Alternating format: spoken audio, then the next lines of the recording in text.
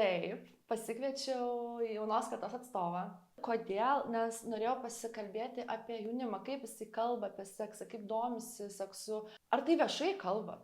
Ar tai domitės? Ar jums natūralu, normalu? Tikrai, aš manau, jūs esate atviresni negu mūsų mamos, seneliai, ar gal net aš. Jo, man atrodo, daugelis skirtingų kartų atstovų pastebėjo, kad mūsų karta tokie atvirai apie tai kalba.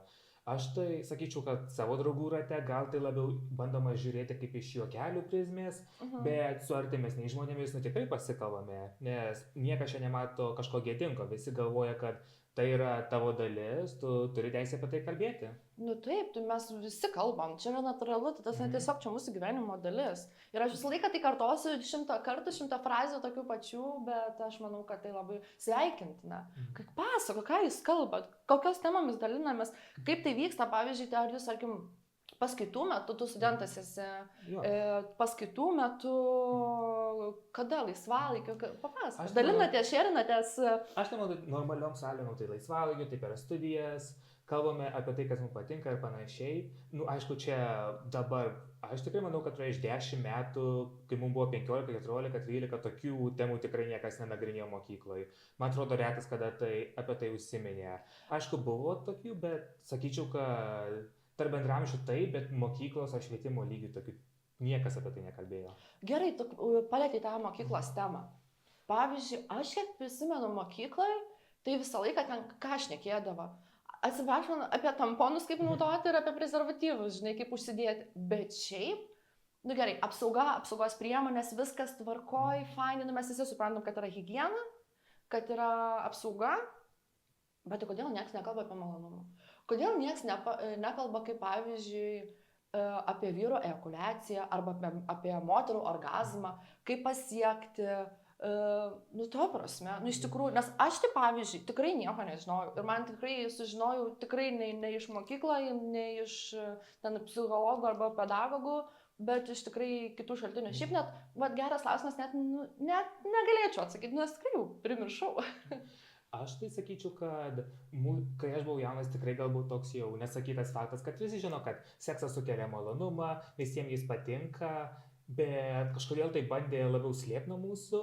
Nu, ką tu gerai mokykloje, tai aš sakyčiau, kad tau pasisekė, nes aš buvau ir katalikiško, ir nekatalikiško gimnazijoje. Kodėl man pasisekė, nu jau įdomu. Aš kai buvau katalikiško gimnazijoje, tikrai ten buvo daug įdomių temų liesta, bet kai buvo kalbama apie seksą, absoliučiai nieko. Tai susilaikymas skirtas tarp vyro ir moters. Čia katalikiška mokykla. Jo, reikia laukti vestuvių, o kai perėjau į jau nekatalikišką paprastą, ten man atrodo nuo 9 iki 12, visi buvom paaugliai, visi turim interneto ryšį, tai buvo toks jau savaime aišku, kad nu jau visi žino, kas tai yra, visi žino, prisižiūrėjo porno visokiausių video, kas tai yra, niekas čia galvojo, tai detaliau ir nežiūrėti, ko gal ir trūko mums. O gerai, katalikiškoje slepiam negalima, nelegalu, neteisėta ir panašiai. Mūsų tai pakarti nukryžiuoti. Okay, o tai kitoj mokykloje? Aš sakyčiau, kad irgi nieko nelabai buvo. Tikrai, niekas nebandė slėpti. Man atrodo, tikrai jau buvo žmonių, kurie nuo 15 ir nuo 16 jau buvo pradėję, buvo praėję nekaltybę ir niekas čia nieko neteisė. Bet tikrai niekas negalėjo, kas buvo keista. Manytum, kad tokioj mokykloje, ypač tokio amžiaus 15-16 reikėtų jau paminėti. Ok, kaip tu manai, kodėl yra sunku kalbėti suaugusiam žmonėms su nepilnamečiais, vaikais, ne vaikais, paaugliais apie seksą? Kodėl tai sunku, pavyzdžiui, pasimti, pavyzdžiui, mamai, tėvams, mokytojams, sunku apie tai kalbėti? Aš tai manau, kad čia labai, kai kalbam apie tokias sekso pamokas, labai tai tikrai to žodžio prasme, kad bus kalbama apie seksą ir nedaug dievė, tu gali įkvėpti tą jaunimą pradėti dulkintis tarpusavyje. Nu, bet iš tikrųjų, bet jūs tai darot, jūs žinot, kaip vaikai gimstat, jūs mėgstat malonumus, mėgstat žaisliukus, mėgstat ten tyliai garsiai, kaip ten ir visai kitaip. O kodėl savo vaikų neapšviečiat? Nu, aš tai pavyzdžiui irgi pagalvoju, kodėl su manim, pavyzdžiui, nebuvo apie tai šnekėta ir koks čia tabu, žinai, nu, toksai, tai svarstau, nu, o kodėl negalima? O kodėl nepaėmė? Aš galvoju, kad tokiam jaunimui, gal jaunesniam vaikam tokia matoma nekaltybė, manoma, kad čia per jaunas, dar kažką pagalvos, gal kažkokių blogų minčių prisigaudės, gal bus vienas iš tų 15-mečių, kurios niešės ir panašiai. Nu taip, jau mano vaikas tai jau nieko nedarys, nieko nedarys, nieko nežinos, nieko nemokės, kuo toliau, kuo vėliau, tiksliau, tuo geriau. Ir aš nemanau, kad tokia apsauga net veikia, nes nu būkime atviri, tikrai 15-mečio, 16-mečio nuo sekso arba galvojimo apie sekso, nu nesustabdysi, misija neįmanoma. Taip, šiais laikais tai iš viso, jeigu nori bandyti, o žinai, aš dar tokios esu politikos, kuo tu labiau neleisi, drausi, prižiūrėsi, slėpsi, tuo labiau jie norės ir Jo, pabėgti. toks uždrausto vaisiaus efektas. Tas saldesnis toks vaisiukas, toks Tai norisi nori, labiau pabandyti. nes, žinai, liep 16-mečiai kažko nedaryti, jis padarys tai 3 kartus ir keiksis ant tavęs. Tai Taip, manau, kad tikrai visi nori pabandyti, kažko slėpti čia tikrai nėra. Taip, labai natūralus dalykas.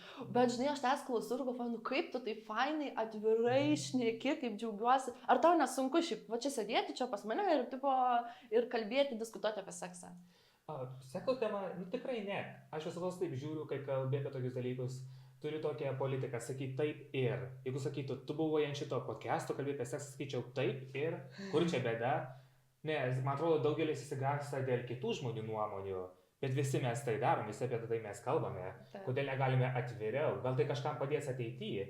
Nes tokios kaip, nežinau, seksualinis įsilavinimas, manyčiau, Lietuvoje ir pasaulyje jau tikrai galėtų būti daug geresnis nei yra. Taip, iš tikrųjų, žinai, aš nesakau, kad aš esu kažkokia guru, kad aš kažkiek gal daugiau suprantu, domiuosi, gilinu žinias, žinai, ir iš tikrųjų ateina pas mane ir jauni žmonės, ir vyresni, ir to visą tikrai paklausia mano nuomonę, žinai, ir sako, kaip man padėti, nes, pavyzdžiui, man sunku pakęsti orgazmą, man sunku tas, man sunku anas, ir aš taip tu supranti, kad tikrai žmonėms trūksta žinių, kad tai yra per mažai kalbama, per mažai rodoma, gal, žinai, aiškinama, kažkokių ten renginių nedaroma, žinai, tai tikrai.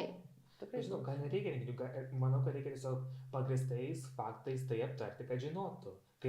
Arba ne tai, kad nebūtinai tik faktai, bet, pavyzdžiui, tokia, žinai, diskusijos forma, žinai, tarkim, Jo. kaip yra podcastai, kaip yra Kaip humoro šis. klubai ir panašiai. Ir va, pasiek tiesiog daugiau šnekėti. Jeigu žmogų tai sugundys, susidomins ir bus pasiekiama informacija, tai tikrai, manau, ir paklausytų, ar dirbant, ar vairuojant. Aš tikrai sakau, kad slėpti tokius dalykus pavojinga. Kai galvoju apie tokias seksualinę edukaciją, mėgstu, pavyzdžiui, nukreipti savo žvilgsnį į vakarus, kaip Ameriką.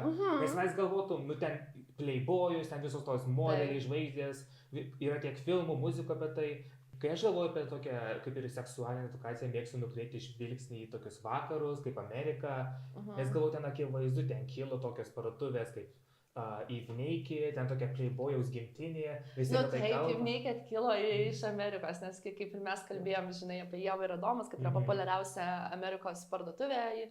Ir tu man padėjai, nes aš norėjau labiau, kad tai būtų iš moteriškos pusės, žinai, ir kažkaip mes susidėliojom. Tai va, tai tu man pagelbėjai šitą klausimą. Bet toje Amerikoje tikrai atrodo, kad apie tai daug kalbama, tokia laisva valstybė, bet po to biški pažiūri, pakreipi biški žvilgsnį į kitą pusę ir matai toje pačioje Amerikoje labiausiai susikauščiusius, labiausiai įsigandusius apie seksą kalbėti bijančius žmonės. Nu, aš kaip ir sutikčiau ir ne, bet ten labai viešai kalbama ir apie LGBT, apie kitas Jo, pakraipas. ten ta seksualinė revoliucija, Stonewall protestai prasidėjo apie juos. Tai žinai, jie rodo viešai, kaip jie masto, kaip galvoja, kad ir net nebūtinai iš tos seksualios pusės, seksualinės pusės, jie tiesiog yra laisvesni, ne taip, kaip pavyzdžiui mes susikaustę, ten bijom iš šono pažiūrėti. Taip, yra žvaigždės, yra Instagrameriai, influenceriai, kurie tikrai kalba, rodo ir tai labai sveikintina, nes jie turi tas auditorijas ir jie nebijo apie tai kalbėti. Aš įsivaizduoju, kad tai labai sveikintina yra. Aš jau taip sakyčiau. Tai kad kuo daugiau taip kalbėtų, dalintųsi, žinai, kaip tu, pavyzdžiui, minėjai per paskaitas, tarp paskaitų, laisvalaikių, žinai, tai dar atsirastų pas mus biški laisvumas. Ir vat noriu paminėti tą faktą, kai mano mama sužinoja, žinai, kad žinai, sekšopas, visa kita, kodėl, Kamilė, ką tu nori parodyti, Gera reakcija buvo. kodėl nenori kažko kito. Ir iš pradžių tai man su ja apie tokius dalykus buvo kažkaip sudėtingiau šnekėti, žinai. Nu, tipo, užsimeni, pakalbė, greitai kitą temą, visą kitą ir panašiai.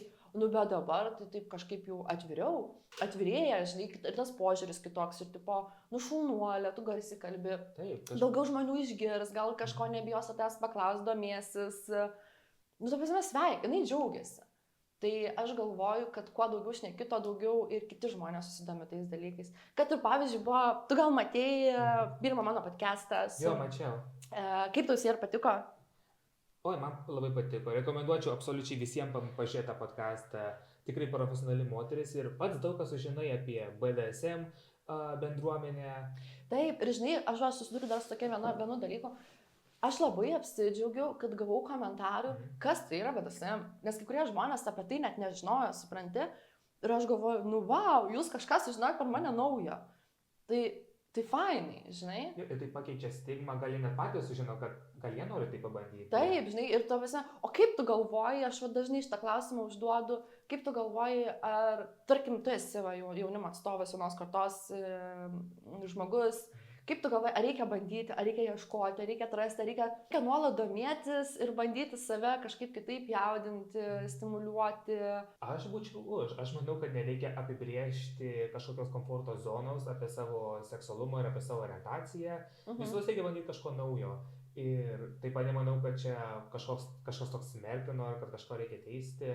Aš asmeniškai dar daug ko apie save nežinau, dar netradau kažkokios specialios nišos šitam lauke, bet galvoju, kad jeigu, pavyzdžiui, vieną dieną atsikeliu ir suprantu, kad gal ir man patinka BDSM ar swingeriai, nenorėčiau sulaukti panikos, norėčiau sulaukti skatinimo ir norėčiau turėti kažkokių, nežinau, parduotuvių ar podcastų ar aplamai paskaitų, kur pasakytų, kad visa tai normalu ir kaip tai daryti. Tu tikrai eitum, ieškotum žinių, eitum, Manau, o pavyzdžiui, klaustum, klaustum, pavyzdžiui, pas savo ten, tarkim, bendraamžius ar ten draugus ar kažką, gal tu užsiminėjai, tu klaustum, tu nebijotum atvirai paklausti ir pasidomėti, ar jisai tai darė, ar nedarė, gal jis turi kokių gerų patarimų, nusteksi draugas, tarkim, yra. Jeigu su draugu, tai nebijočiau. Aš tikrai manau, kad galima pakalbėti apie tai, visi turi savo nuomonę, gali kaip tik yra vienas iš tokių, kuris irgi to užsiema, gali save įkvėpti, su kažko supažindinti, o kad čia kažkas taip keisto ir tabu, tai tikrai nemanau. Aš pažįstu krūvą žmonių, kurie girdėjo tokių istorijų. Turiu vieną draugę, kuri įėjo į savo draugo bendrabutį ir nuėjo į jo virtuvę ir kriauklėje tiesiog matė didžiausią masturbatorių, kurį gali įsivaizduoti. Ai, geras. Sakau, jau niekas to net neslepia. Nu, bet fain, nu, tai ko čia slėp? Na, aišku, gal ten, žinai, kai tėvai ateitų ar kokie draugai, nereikia, kad ten ant stovų ant kriauklių, bet jo kelias tai tikrai nereikia ant plakato va taip laikyti, kas tau patinka ir visiems rodyti. Kurį masturbatorių naudoji, kurį vibratorių naudoji, bet va, jeigu, pavyzdžiui, paklausų tavęs draugas, patari, kokį tu masturbatorių naudoji, gal aš tokio nebandžiau, gal aš noriu, pavyzdžiui, turiu paprastą, o noriu, žinai, vibruojantį kokį, šildantį, žinai, patartum? Nu, kaip gal aš nebandęs, bet jeigu būčiau žmonės, tikrai patarčiau, arba sakyčiau pirmyn, štai parduotuvė, štai kodas, pirk. Nu, šaunuolis, dalintumys su savo žiniom, labai sveikintina. O aš, pavyzdžiui, dabar, tarkim, žinai, turėjau jau ne vieną merginą pas save podcast'e, nu dabar išaušo berniukų eilė, kalbinu vyrus ir aš vis, vat, noriu pasiklausti. O tai kaip jums ten su to masturbacija? Pavyzdžiui, kaip tu galvoji, ar užtenka tik tai rankytės vienos, rankytės antros, ar vis dėlto norėtųsi ir žaisliukų, ir pavyzdžiui, lubrikantų, ir visų kitokių pabandyti, išbandyti. Kaip tu manai, ar tai būtų geriau, ar tai būtų naudingiau, ar pasiektum kitas praktikas, kitą susijaudinimą ir kitą ejakuliaciją? Aš tai manau, kad tikrai manyčiau, kad verta pabandyti. Nes toks, kai kalbė apie masturbacijos temą, tikrai taip viskas centruojasi aplink vyrišką lytį ir ką jie daro. Ir taip, sakyčiau, nereikia užsibrėžti tokių ribų, taip viską banaliai, tik rankomis naudoti ir viskas. Nes yra daug žaislų, yra daug priemonių, kurios sukeltų orgazmą ir malonumą, kurios pats savo negali sukelti. Bet tu pritari man tai, kad apie vyrų masturbaciją yra mažiau kalbama. Apie vyrų masturbaciją tikrai tiek ir juokelių nesukeliama, nes, žinai, moteris vibratorius, moteris ten, žinai, ten rankytės ir panašiai. O iš vyriškos perspektyvos, nu tikrai mažiau apie tai kalbama. Galbūt tai labiau dalinasi LGBT atstovai apie masturbaciją, žinai. Iš tikrųjų labai tai kai kurie traktuoja bandymą ieškoti kitų priemonių masturbuotis, net ir susijusi su, pavyzdžiui, analiniais masturbatoriais, taip atrodo nevyriška, labai iškrypę, čia labiau tiek kita bendruomenė, tiek kiti. Tie G-taškas stimuliatoriai. Tai manau, kad čia labiau prie LGBT, arba kartais atvyra tokių, kurie gali užsiimti įvairiausiais fetišais, gal nori žiūrėti kaip jų voyeristai, arba swingeriai, arba nori žiūrėti kaip jų partneris mylisi su kitu žmogum, ir gali jie susilaukti iš to patyčių, nes tai traktuojame kaip kažkaip nevyriška, ar kažkaip neadekvatu kaip vyrui, ko aš niekada nesupratau. Aš manau, Jeigu tu nori, jeigu tave traukia, jeigu bent atsiranda kažkokia mintelė, reikia pabandyti. Mes visada asocijuojam vyrus kaip tokius sekso ištroškusius padarus, bet staiga, kai ateina pabandyti kažką naujo, visi užsidaro ir įsigąsta. Aš niekada to nesupratau. Tai tu tam norėjai pasakyti, kad slepiasi krūmus, ar ne? Taip, sakyčiau, jo. Taip, iš tikrųjų, pavyzdžiui, aš su merginom savo pakalbu ir apie vibratorius, apie nepasitenkinimą, pasitenkinimą, kas patiktų, gal išbandyk tą, gal tą, žinai. Tai jo, bet kažkaip vyrai tai tyliau daro, žinai, nesidalina savo žaislais įrankiais. Sakyčiau, kad jie galvoja, kad jeigu tu lankaisi tokiuose parduotuvėse, tu bandai kažką kompensuoti. Nes pavyzdžiui, tos penio pompos, kur mačiau, kad yra pardavinėjama, buvo visada žiūrima, kad naudojama padidinti savo pasididžiavimo dydį. Ir iš karto kilometras gal jis tiesiog per mažas, gal jis nesugeba sukelti moteriai malonumo. Taip, bet pavyzdžiui, gal jis nori ir didesnio, ir kad gražiau atrodytų jam pačiam, žinai, labiau savim pasitikėtų, žinai, bet to pačiu ir partneriai, žinai, sukeltų malonumą. Tai ta penio pompa, toksai, žinai, pabandyti labai smagu ir tu, žinai, ar tau sustiprina tą tavo, žinai, pasididžiavimą, ar tau kelia malonumą, ar nekelia, žinai. Tai išbandyti tikrai verta. Tikrai, žinai, jeigu tu tikrai blogai jautiesi ir tu tikrai nori atsipalaiduoti, nori jausti tą vyriškumą, nori savim pasitikėti, žinai, ir tas seksas toks kitoks bus, žinai, tu toksai paimsi, žinai, gal savo partnerę, žinai, į rankas ir taip, ir abu bus laimingi.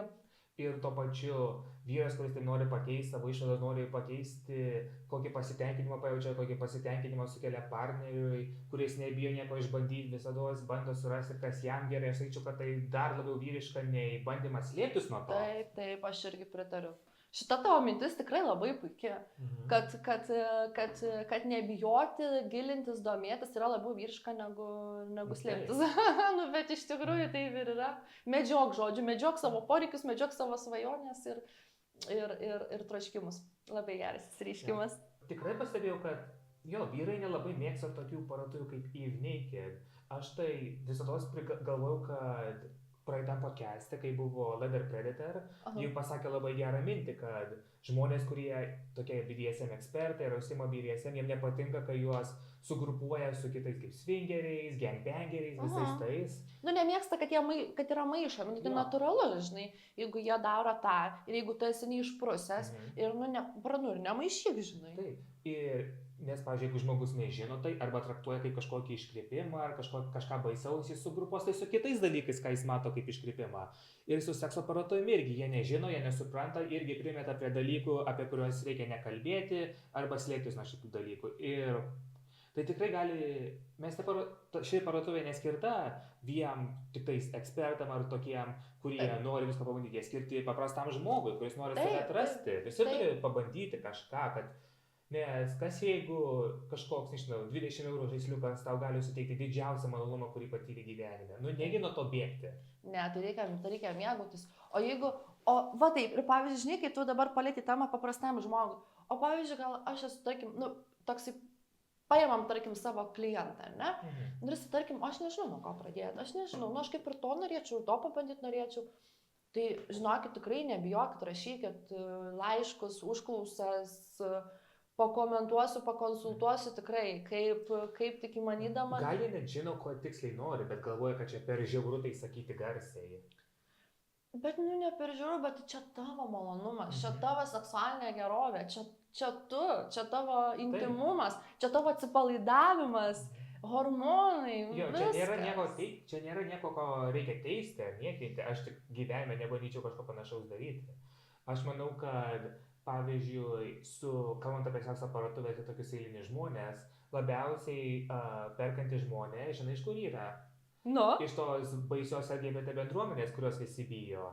Ir daugelis galvoja, kad jie gali irgi jau būti tokie pritaikomi jiems. Nes yra pokalbių, kad BDSM bendruomenė irgi susilieja su ta LGBT bendruomenė savaip.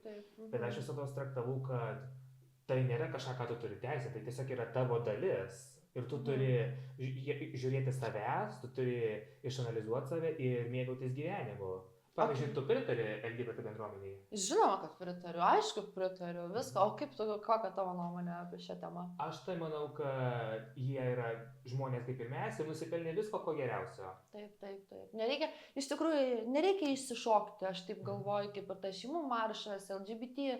Ir, nu, darykit jūs, ką norit, atrodykit kaip norit, mėgaukitės jūs tyliai, ramiai savo pasaulį, ar ten kažkur, kur jūs nori būti, nereikia čia rėkti ir eskaluoti. Na, aš taip galvoju. Jo.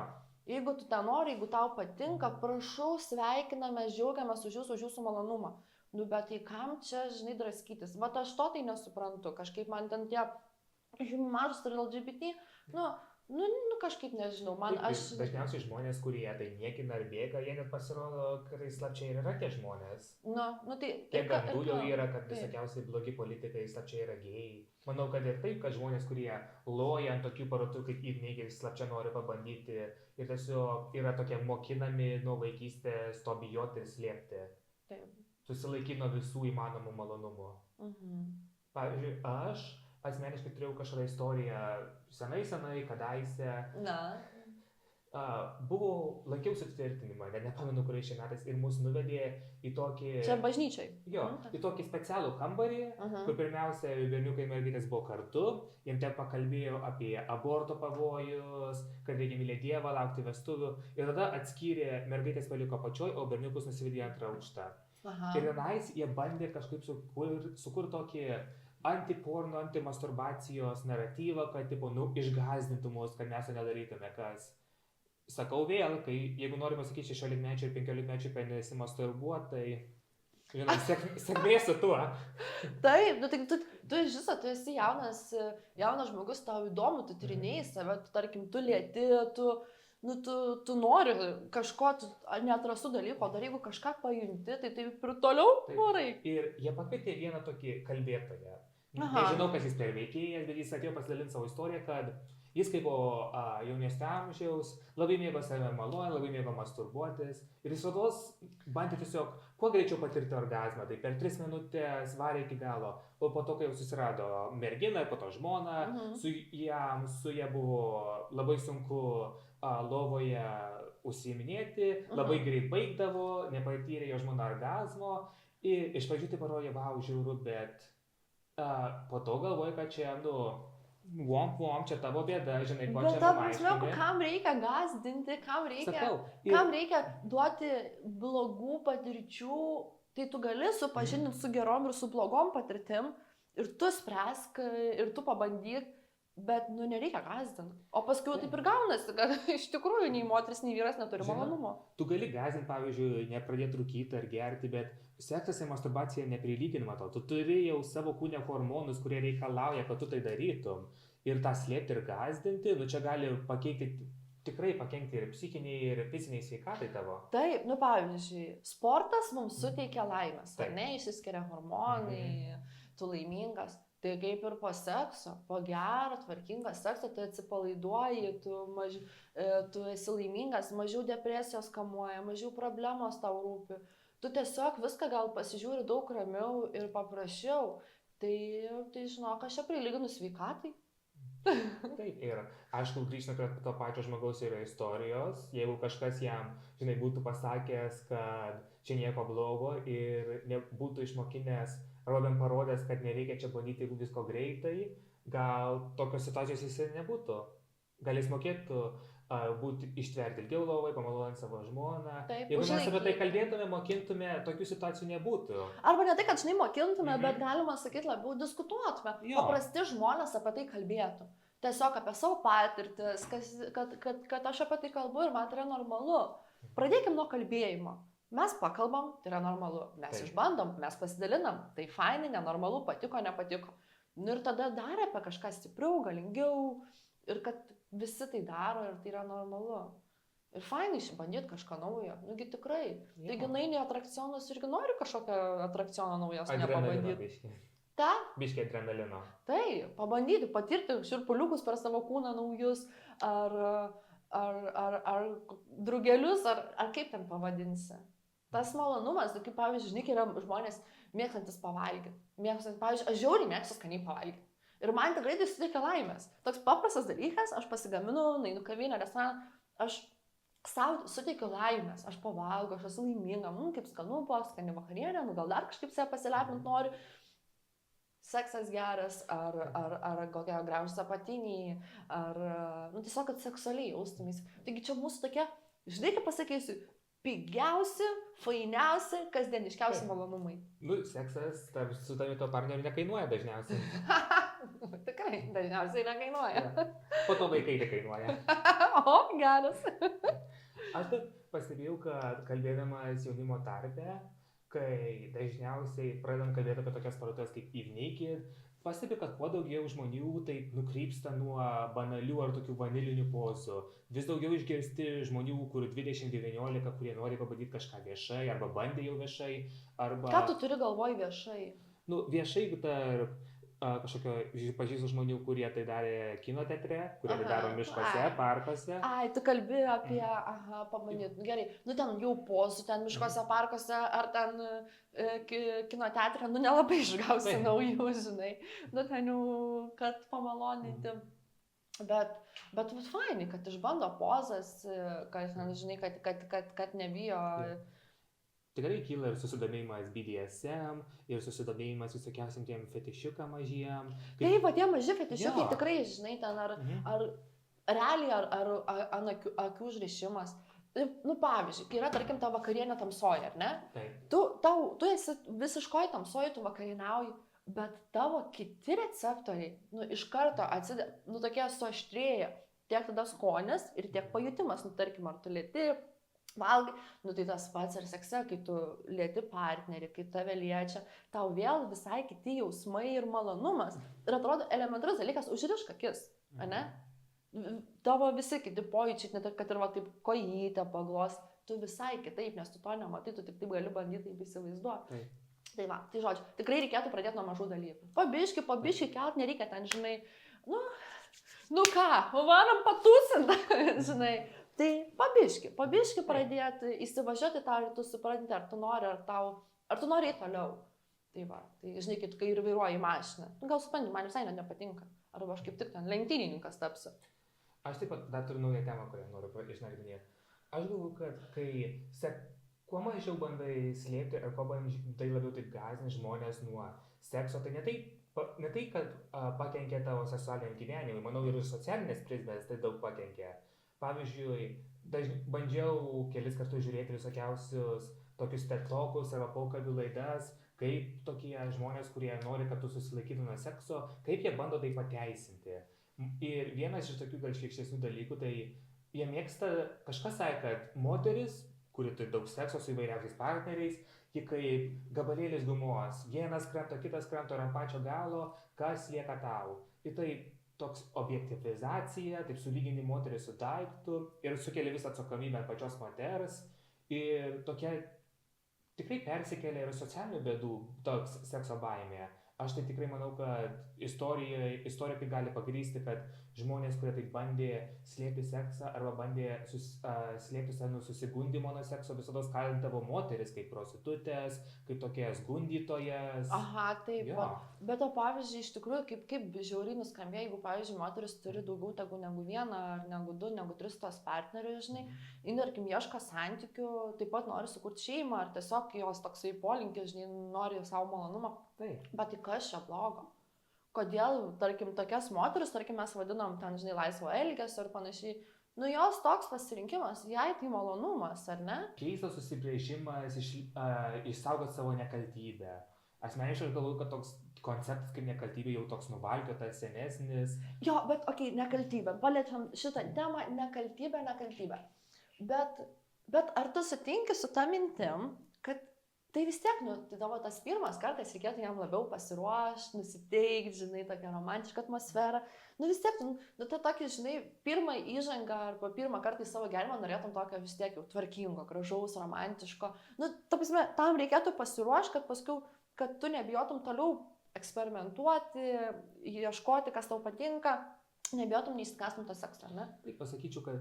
Aišku, pirmi kartai tikrai nebūna ten tobuli ar geri, bet... Daugelis gal žinau, kad pirmie karai daugelis yra baisus toks dalykas, bet net jeigu ir nepatiri pasitenkinimo arba neisi pasiruošęs, ir toks pirmas karas toks blogesnis, aš manau, kad dar reikia turėti tokį mintį, kad kiti kartai gali būti daug geresni. Taip, Net ir taip. Reikia neprarasti to. Kartais pirmas kartas ir 101 kartas gali būti tokio pačio blogumo, bet visi kiti kartai, jie gali būti geresni, jeigu kuo tu daugiau moki, tuo daugiau malonumo patiri. Ir man atrodo, reikia žiūrėti kaip į pozityvų, taip žiūrėti į ateitį su pozityvumu, o ne tai susikauščias ir bijoti, kaip per tą pirmą kartą. Kaip tu manai, kaip tai reikėtų apie tai šnekėti? Tai reikėtų paskaitų, tai reikėtų pamokų, tai reikėtų parodyti. Nu kaip tu, pavyzdžiui, taip įsivaizduoji? Nu kaip pafantazuojam, kaip galėtume, kaip norėtum, pavyzdžiui, kad, tarkim, tu esi, tarkim, nu, 10-11 klasiai, ar ten aukščiau žemiau, dabar aš tiksliai net pasimetus su tom mokyklom, žinai. Aš skaičiau, kad kažkur, kad yra specialios pamokos nuo 1 iki 4 klasės, nuo 5 iki 8, 8 iki 12. Čia Lietuvoje?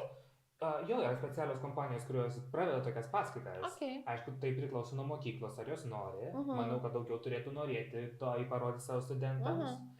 Aš jau sakyčiau, ką aš norėčiau žinoti, ką žinau dabar, ką norėčiau žinoti, kai buvau 14 ar 13. Nu, tam 15-16, nu, ta prasme, tam laikotarpiu. Pirmiausia pasakytų, kad, čia viskas normalu, žinau, kad gali labai baisu ir sunku, bet čia niekas neteisė, manau, kad tai toks psichologinis požiūris labai geras. Po to norėčiau, kad... Tave atlaisvintų tas požiūris, jaustumėsi, tu nebijotum, tu galvotum, kad aš kai norėsiu, kai aš rasiu, tarkim, tą partnerį, su kuriuo noriu pabandyti ir tau tai būtų viskas valgot ir kad pavyzdžiui, pasidalintum tokiais... Ir kad taip pat galvoju, kad reikia toks anatominės svarbos, kad parodo, kas yra klitorius, kas yra varpa, kas už ką yra atsakinga. Žinok, gal įrodo biologijos pamokų mes turim, aš atsimenu dar kitais laikais tu mokykloje atsidarai knygą ir juokiesi, nes pamatai lytinį organą, žinai. Jo, visi grupčiatės sako, atsidarykit 44 puslapį ten papai. Jo.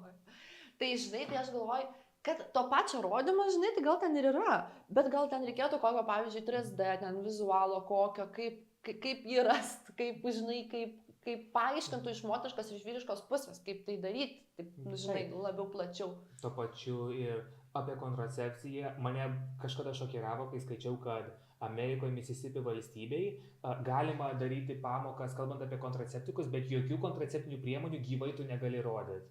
Tai įsivaizduok tau 15, tau kalba apie rezervatyvus, bet nieko nerodo. Tu galvotum, kad čia įsigalvoja viską. Kaip įdomiai, gali pasiieškot, bet rimtai, iš tikrųjų, tau pasakoja, tu ką, su naršyklė sėdi ir žiūri, nu gerai, prezervatyvų, kaip tie prezervatyvai, gerai, kontraceptinės tabletės. Aišku, geriau jau bent šnekėti ten, kas tau bus įdomu, tu pasiieškosi tas informacijas. Bet įdomus faktas. Taip, bet tikrai manau, kad tai turėtų būti toks pedagogas įsilavinęs, o ne interneto platybėse, kur vienas, ne tas paspaudimas jau tu atsirandi ten, kur tau nereikia. Čia kalbė apie pornografijos saitus? Jo, šitą kalbėsim vėliau. Tai dar tada galvočiau, kad labai svarbu pasakyti, kad labai būtinas abipusis sutikimas. Kad visada gali pasakyti ne, net ir sekso metu, kažkas nori pakeisti pozą, ar išbandyti kažką naujo, gali sakyti ne. Tau skauda, tau nemalonu. Tai, turi rūpinti savo komfortą, savo patogumu. Taip, kad ta prasme labiau paskaitose ar mokyklose kalbėtų, kad viskas yra normalu ir priimtina, kol tu nejauti diskomfortą ir jauti malonumą. Taip. Tuo pačiu, gal čia skambės kontroversiškai, aš manyčiau, kad galima ir užsiminti apie tos pačios lyties santykius, taip pat ir aseksualus, kurie neturi jokio seksualinio potraukio. Kad irgi normalu. Irgi normalu, gali tai kiek nori ir kiek nenori sekso. Taip, ir kad pavyzdžiui, jeigu tarkim tu dėl to bijai baiminės, natūraliai turi pas psichologą, pas psichoterapeutą, pas seksologą, žinai, galų gale. Tai būtina pabrėžti, kad yra visokių... Gali visą gyvenimą tiesiog neturėti jokio partnerio ir viskas bus normaliai. Ir tu gerai jautiesi, tu neturi tam potraukio ir čia nieko tokio. Norėtųsi ir tokių gyvų paskaitų, kad parodytų, kaip užsimauti prezervatyvą, nes matyti ir daryti skirtingi dalykai. Taip, pasim, pavyzdžiui, kokį manikeną ar ne, nes yra ir moteriški ir vyriški prezervatyvai, pavyzdžiui, kaip tai padaryti. Kaip nusim galbūt, gal taisyklingai. Tuo pačiu kontraceptinės tabletės, kokie poveikiai, šalutiniai efektai gali būti. Taip, nes mes niekas tų instrukcijų prie tablečių ir prie... Retas skaito. Tikrai, vienetai. Tai žinai, kad tu žinotum, kad, tarkim, plius minus, kad orientuom, aišku, tu nori gilintis, aš nesu eini pas ginekologę, žinai, pasiklausti ten. Ir taip pat paliesti ir seksualiniu būdu plintančias ligas Jau tikrai, jau šitas tai Jo. paliečia. Jau kas negerai, tai mes visi paliečiam, bet kas Bet tai gerai. ne tai, kad tai yra pasiekmė, bet kad tai yra išvengiamas dalykas. Taip, taip. Aš manau, kad jeigu kuo daugiau žmonių žinotų apie kontracepciją ir apsisaugojimą, būtų mažiau ir to 15-mečių, kurios nešios, arba visokiausių seksualiai plintančių ligų tarp jaunimo. Manau, kad jeigu Rimčiau pasižiūrėtų tą, kad, saugokim savo sveikatą. Malonumas yra fainai, bet darom tai su priežiūra. Su apsaugos. Nors sekso net gazinsi, visi tai anksčiau vėliau pabandys ar padarys. Reikia tik parodyti, kaip tai daryti, kad nebūtų jokių po to nusiskundimų. Yra įvairių būdų, kaip pravesti tos seksualinės edukacijos paskaitas, bet manau, kad pavojingiausia, kai jų iš viso nėra. Nes tada jaunam žmogui vienintelis būdas eiti į internetą. O internete, kaip žinoma, yra visokiausių tamsių kampelių. Tu kalbėjai apie pornografiją saitus, ar ne? Aš nesu tas, kuris galvoja, kad reikia jos uždrausti. Aš manau, kad visi turime... Labai šaunus mąstymas. Čia nėra nieko gėdingo, visi tai kažkada bandė. Man atrodo, visi galime išvardinti bent kiek. 3 porno aktorius ar 3 porno tinklalapius. Taip, tik dar noriu pabrėžti, kad nereikia viso to pornografijos dalyko maišyti su realiu seksu, žinai, Jo, aš noriu kaip tik paminėti, kad gal jaunuoliai žinotų, kas tai yra, bet tai atsiras ir kitų problemų. Pavyzdžiui, porno filme filmuojantis aktoriai, jie visi nėra aktoriai, jie yra tam paruošti, su specialiais savo kūnais, jie buvo parenkami specialių žmonių, kurie tikrino jų krūtų dydį, jų penio dydį, ir tai gali sukelti... Tas castingas, žinai, ar tu tinki aktorius, ar tu tinki standartus. Jo, ir kai tu 15, tu nori daryti tai, ką aktoriai daro, bet tu neatrodai kaip jie, tai gali irgi sukelti tokių blogų požiūrių į save, gali tokių nerealistiškos standartų savo įsikelti. Ir kompleksą gali kelti žmogui, kad aš taip nesu toksai gražus įdegęs su sixpacku, su bicepsais ir panašiai kaip aktorius. Jo, arba, bet ir moteris, žinai, ir iš moteriškas pusės galiu pabrėžti, kad, pavyzdžiui, gal kuri tai ne per maža, gal dar kažką, bet tai tam ir yra aktoriai, kad jūs sujautintų, kad jūs norėtumėte... Tai čia fantazija, jie nori tau duoti fantaziją. Taip, kad čia yra viskas normalu, kad pasižiūrėti gražius kūnus yra tikrai fainai ir gražu, o su jūsų kūnais irgi viskas yra tobulai. Aš jau gali susirasti kokių kategorijų, kur parodo, kaip pora namie nusprendžia nusifilmuoti. Ir tikrai ne taip gražiai atrodo, kaip aktoriai. Ir tu neturėsi tos fantazijos, tu neturėsi visos tos istorijos. Taip, ne visus tai jaudina, kai kartais tikrai, žinai, kaip ir būna rūbai ant manikenių, atrodo kaip nulietas. Ir tu tikrai pagalvoji tą sekundę, kad ant tavęs lygiai taip pat atrodys. Kaip, va taip nulieta, bet dažniausiai realybė būna kitokia. Ir tu, aišku, gali žiūrėti, bet niekada neišmoksi. Kažkas sakydavo, kad, oi, aš žiūriu tiek daug porno, aš praktiškai ekspertas. Tada ištep mane sviestu ir vadin mane krosanu, nes lygiai tas pats. Pavyzdžiui, tu turi podcastą ar parduotuvę, tai gaunasi, kad tu jau ekspertė esi. Kai kuriuose dalykuose, žinai, aš tikrai manau negu eiliniai žmonės, nes tam yra e-shopas, tam yra podcastai, tam yra kurt bendruomenės, su žmonėm dalintis informaciją, galbūt aš tikrai ten visko nežinau, nesu seksologė ar ten labai žangiai išprususi tais dalykais, bet man tikrai yra įdomu. Aš tikrai domiuosi, aš skaitau straipsnius, žiūriu kitus podcastus, stebiu seksologės Instagramuose, socialiniuose tinkluose. Tai ir žinai, kas pavyzdžiui man kartais užburia, kad jos kalba apie tokius elementarius, tokius kasdieniškus dalykus. Ir atrodo, kiek tu nori bekalbėtum, kiek tu kartų, žinai, bet vis tiek žmonės tą pačią klausia. Taip pat domisi, taip pat gilinasi, taip žinai, tas pats kaip padaryti baltą mišrainį. Atrodo, žinai, mamas ten močiutės darė, bet tu kartais vis tiek nueini receptą pasižiūrėti. Tai va, tai tikrai rūpi daugeliu žmonių ir tie kasdieniai dalykai, kasdienis seksas, kasdienė lova. Ir jiems, iš tikrųjų, aš manau, ir dabar iškyla klausimų, kaip ir jaunimui, kaip ir vyresnio amžiaus žmonėms iškyla problemų, nesvarbu, ar jie vaikų turi. Bet jie tikrai kartais nori sukelti savo partneriui ir savo malonumą. Ir jie tikrai ieško medžiagos, skaitos straipsnius ir domisi naujovėm. Aš to pačiu manau, kad tarp jaunimo ir pornografijos žiūrėjimo, jeigu tėvai taip nori įsitraukti tokį ugdymą ir negali, žinai, sustabdyti žmogaus nuo pornografijos žiūrėjimo, tai labai jau lengvai pasiekiamas kontentas internete. Aš manau, kad mes turime kaip tik bandyti ieškoti būdų, kaip platinti etiškai padarytą pornografiją, nes taip yra visokiausių siaubo istorijų, kad yra nesąžiningi kontraktai, abiem aktoriam nemoka tiek pat, kiek kitam. Visokiausi seksualinės ligos plinta, tarp jų nėra jokio apsaugojimo, bet Yra taip etiškai kuriama pornografija ir etiškai platinama pornografija, kur yra žiūrima su pagarba į tos aktorius, kur visų kūnai yra vertinami, kur visiems yra suteikiamos tos pačios algos ir medicininė priežiūra nuo seksualinių ligų ir nėštumo. Ir manau, kad kai nustosime žiūrėti tokią pornografiją kaip kažką, ką reikia slėpti, bet kažką, kas yra elementaru, mes galim sukurti tokią kaip ir normalią, paprastą ir etišką industriją, kaip paprastą filmų industrija, kuri skirta trumpų filmukų, skirta pamaloninti mūsų kasdienius norus, be jokios pagiežos, be jokios panikos. Iš tikrųjų, daugelis žmonių, kurie yra prieš pornografiją, jie tik kartais pasako tikrai labai realių ir tikrų argumentų prieš ją. Mūsų porno industrija yra tikrai netobula. Yra tokie nusistatymai, kad anksčiau manoma, kad moteris pornografijoje yra tokia profesija, kur uždirba daugiau nei vyrai, čia yra melas, tai įrodyta.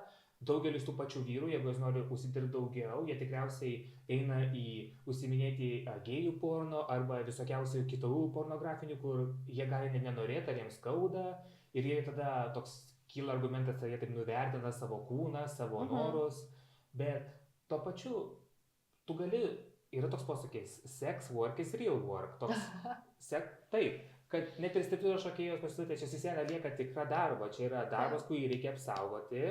Ir tas pats su pornografija. Manau, kad mūsų industrija tikrai turi turėti standartus ir tikrai jeigu turėsime standartus ir užsibrėšime tikslus, ir jeigu stengsime daryti labiau etiškesnius sprendimus su savo pornografija, kad visiems būtų sumokama tiek pat, būtų visi gerbiami, tai bus taip pat paplitę kaip kokia nors mūsų dabar filmų ir muzikos industrija. Tiesiog pakasyti dar vieną vietą mūsų smegenyse. Be jokios kalties jausmo ar iškraipimo faktų. Dažnai girdėjau, kad čia prieš kelis mėnesius buvo labai Lietuvoje kontroversiškos tos lytiškumo paskaitos, kur buvo manoma, kad per jauni vaikai arba jaunimas dar tam nepasiruošęs. Aš manyčiau, kad jeigu atsiranda jau žmonių, kurie 12-15 tame amžiaus tarpe žiūri porno ir klausia, tai jie nėra tam jauni, jie nori to sužinoti. Taip, ir žinai, už tą jaunimą nusprendžia žmonės, kurie bijo kalbėti apie seksą, jo vengia ir jį ignoruoju. Ir to prasme, bet iš tikrųjų, kodėl taip yra, kodėl jie sprendžia, aš suprantu, kad ten pilna mečių ir panašiai, bet kai yra išprusę, suaugę ir protingi žmonės, jie neignoruoja seksą ir jie tikrai norėtų, kad jaunimas apie tai žinotų ir jis būtų informuotas, nušviestas ir supažindintas su tai. Aš manau, kad iš dalies jie gal ir turi tokių gerų ketinimų apsaugoti jaunimą. Sakyčiau, kad iš vienos pusės tai labai gražu žiūrėti, bet tai, ką jie daro, tikrai neapsaugojo. Aišku, ne visiems aišku ir reikia tos seksualinės edukacijos, bet galima argumentuoti, kad ne visiems reikia ir normalios edukacijos. Pavyzdžiui, šiandieną dar viena graži diena, kai mes nenaudojam sinusų ar kosinusų, arba negalvojam pagal Donelaitį. Bet žmonės, kurie tai mokinosi ir jiems tai svarbu, tai pakeitė jų gyvenimą. Ir aš įsitikinęs, kad irgi tos lytiškumo paskaitos apie seksą, lytinę orientaciją, gal aplamai savo vyriškumo ir moteriškumo suvokimą, kažkam tai bus tiesiog revoliuciškos idėjos, kažkam tai tikrai gali pakeisti gyvenimą, suvok save. O gerai, o tu sakai, kad padeda suvokti, o tu kaip pavyzdžiui dabar pagalvojam, ar galėtų paveikti blogą pusę gyvenimą? Kai tarkim gauni kažkokios papildomos informacijos, kuria tu esi nesusidūręs ir pavyzdžiui tave kažkaip blogai ar negali paveikti. Aš sakyčiau, kad aš manyčiau, kad tai yra visiškas melas. Net jeigu pavyzdžiui dabar ateitų tau ir pradėtų kalbėti apie net ir tą lytiškumą, lytinės operacijas, plastinės operacijas, lesbietės, biseksualės ir panašiai. Gal tai nėra būdinga tau, gal tu to nenori, bet jeigu tu tai žinosi, tai tau gal padės susidaryti labiau geresnę nuomonę. Taip, pritariu. Apie tos žmonės, apie, pavyzdžiui, LGBT bendruomenę ir aš tai tiesiog vertinsiu, jausiu jam pagarbą, bet aš nebūsiu priešiška, nes aš tai suvoksiu ir žinosiu, kad yra nieko blogai, kad yra santykiai, kad yra žmonės, kad yra jausmai, kad yra intimumas, kad yra seksas ir kad viskas yra all good.